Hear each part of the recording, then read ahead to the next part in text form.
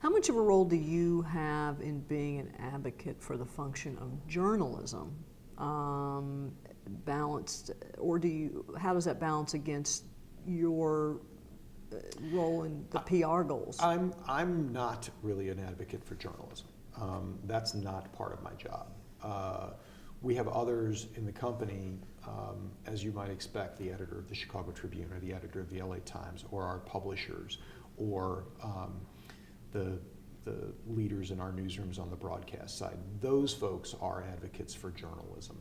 I have to be an advocate both inside and outside the company for the company itself and for its employees. So that's what I try to focus my energies on. Let's talk about trust and credibility for a few minutes. How do you build that within an organization? I think you have to be willing to work with everybody. You have to be a team player. You have to step up and be willing to help. And I think you have to exercise good judgment. I think in doing those things and doing it again and again and again over time, you engender trust and you engender a certain level of confidence that enables you down the line to push back when you feel like you need to speak out when you feel like you need to, and to have your opinion matter, even if it's not necessarily an opinion that everybody around the table agrees with. I think you have to be willing to demonstrate that you are able to and willing to push back from time to time, because I think actually that engenders even more credibility. And you have to also be willing to know when to fold up your tent and say, okay, I lost on this one, and not have it matter. It can't be, this isn't something you can take personally. I work in a large company. When I joined the company, there were 24,000 employees. There were dozens of senior level managers. There were probably 100 senior level managers across the company, all of whom looked to me to lead the communications function, all of whom had very different personalities, all of whom had to respond to their own business needs and concerns. I built credibility with that group by demonstrating good judgment and by being willing to listen and to go the extra mile for them, which at times literally meant, whatever time of day or night, I live by my cell phone and my email. But after a while, what happens is people know they can rely on you, and so they come looking for you. And more, and I know you're going to get to this, more and more I feel like my job is less about the practice of public relations and more about the art of management consulting than it's ever been.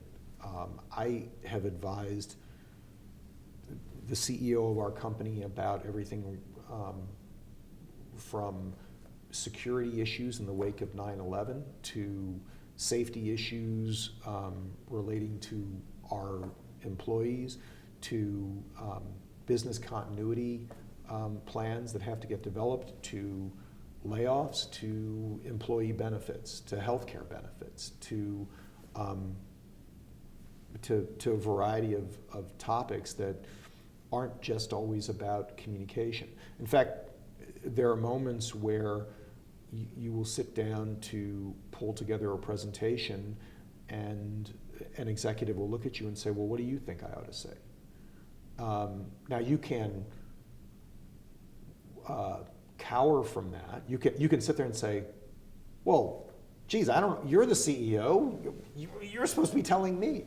Or you can come in with a sense of what the company is about, what you think its mission is or ought to be, and you can be, within reason, bold enough to say, well, were I presenting to this group, I'd want to know about X, Y, and Z.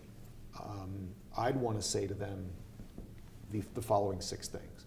I've had more than my share of executives say, that sounds good, let's do that. You know, I mean, in the wake of 9/11, I sat down at the end of the day, on that day, with the chairman and CEO of the company and with the treasurer of the company. And the treasurer happened to have the building security people reporting up through his organization. And we had spent the day communicating to our employees about early dismissal, about coming back to work later in the week, et cetera. The 3 of us sat down and the CEO and chairman looked at me and said, what else can I do to make our employees feel safe? What can I do around the building to make our employees feel safe? What can I do at our business units to make our employees feel safe? And, you know, yes, inside there's part of you that says, I'm the communications guy. I shouldn't be advising you on this stuff.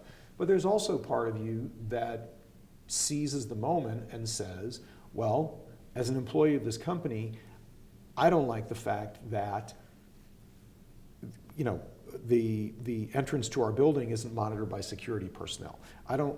Here's what I would do. We can put security personnel in place in the lobby. We can develop an ID system where people have to card their way in to get access. We can improve the security patrols around the building. We can put cameras up in the parking lot. You know, there are a variety of things you can suggest, none of which have anything to do with communication or public relations. They have to do with making your employees feel safe. But that was a situation that I loved, because that truly, I felt like, you know, this is a situation where you're working as colleagues together to deliver something better for your employees. And who wouldn't enjoy that? And there's always ultimately a communications function involved with these things, right? Well, because what the CEO and chairman was essentially saying to me is, what can I tell our employees that will reassure them about our environment? And, you know, when you ask the question like that, it is incumbent upon you to know what the existing security and access systems are, and to know what you might want to recommend that would make people feel safer. So, you know, eventually you're going to be communicating about what has been done or is being done. And, you know, when Arthur Andersen was imploding, when there was all sorts of focus on corporate ethics and business models that, you know, when the world was discovering that people were trumping up earnings reports and things of that nature, I sat down with the CEO and said, we need to talk to our employees about why that can't happen here, about the checks and balances we have in place, especially since so many of our employees own company stock. We need to be reassuring them that Arthur Andersen can't happen here, that the company's ethics are such that, and the checks and balances that we have in place are such that it can't go on here. And we did. That was something that, you know, that's an issue where, that's an instance where you get to go to the CEO and recommend something that may not even be on his radar screen. And hopefully you're working with a CEO that looks at that as an opportunity and says, wow, you're right, let's go do that. Do you think your experience in terms of counseling and advising is typical of folks in your position? I think at the best companies it is. I hope it is. But I think at the best companies it probably is. I think in order to do your job effectively, you need to have unfettered access to the executive management team. You need to be a part of the executive management team. The thing that I love probably most about my job is the fact that I sit kind of at the hub of everything. And I'm not the guy who's going to make the decision that we should invest in this or change this policy for our employees or decide we're going to divest this business. But I am in a position where when I'm knowing about those things, I can advise the executive management team, of which I'm a member, how it's going to be perceived by our employees. How is it going to be perceived by the marketplace? How is it going to be seen on Wall Street? And what are the implications for the different audiences that are going to be affected by the decisions that we make? And then I can be in a position of being a true consultant, not just on the communications side, but on things that can be done to mitigate the negative impact of something we might be doing.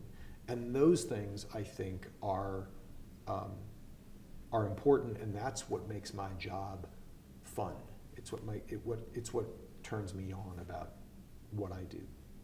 Beyond seasoning and experience, what else? What skill sets, or what do you do to prepare for that? To prepare for it, I think what you have to be able to do is you have to have a certain audacity of confidence, and you have to at the same time be an excellent communicator yourself. You have to be relatable, and you have to be, I think, the type of person who can, look, I've worked for some really strong personalities inside Tribune and outside of Tribune.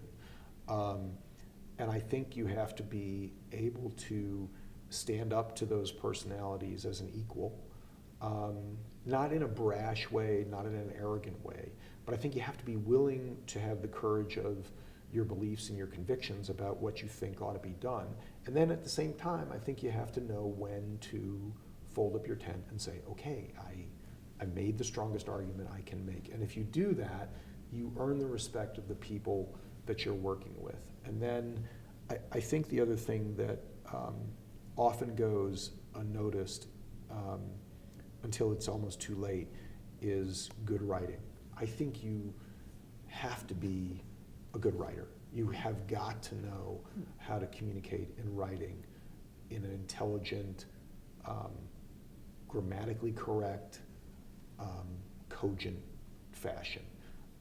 Because there is nothing, I think, that will undermine you more quickly than a position paper or a communication plan that is riddled with grammatical errors or just is written poorly or doesn't get across what you want to get across. And unfortunately, I think I see more bad writing than I've ever seen before. And I think to some extent that's a factor of the internet and of instant communication, and I see it even within my own children who, are not the greatest spellers around. But I think good writing is essential. We've covered a lot of ground. Is there anything that I perhaps didn't ask you about that you were expecting to talk about, or anything that you want to add when we think about public relations and really public relations values and ethics? Not that I think, I think the vast majority of public relations professionals act in an ethical fashion, have the best interests of their clients or their companies foremost in their mind, and I think that, as a field, I'm proud to be a public relations professional, and I'm confident that the people that I'm working with are good, ethical people making good, ethical decisions, and that's true for the most part across the industry. All right. Thank you. Sure. Very helpful, very informative.